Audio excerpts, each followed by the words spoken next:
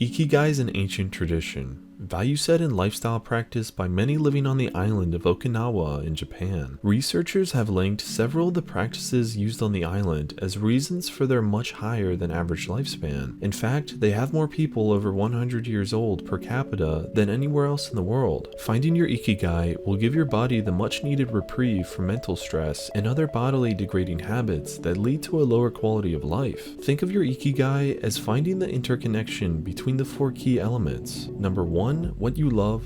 Number 2, what you're good at. Number 3, what the world needs. And number 4, what you can be paid for. Most of what we do in life only involves 1 or 2 of these at the most. Life is pretty structured and options are limited. We have to go to school when we are younger, and we have to find some way to provide ourselves when we are older through a job or occupation. Both of these take up huge portions of our awake hours, and thus it is essential that we fall in line with our Ikigai. It is important to understand doing something difficult does not mean it does not fall within your purpose. I generally think of these 4 guiding principles as a map to our end goal. We often know what we love, and when you love something, you often have a deep knowledge about it. As a child, I loved animals, and when I was not doing my homework, I would pore over every single book in the library that intrigued me about something related to animals. I would spend most of my days outside, catching bugs or working on my butterfly collection, and eventually I even got into falconry. I think now where I could be if I could have pursued this passion of mine for over 8 hours a day where I would have been traditionally in a school. Imagine if we allowed children to diversify their learning paths earlier instead of putting them all in a box, forcing them to master surface level knowledge of many things they will never use.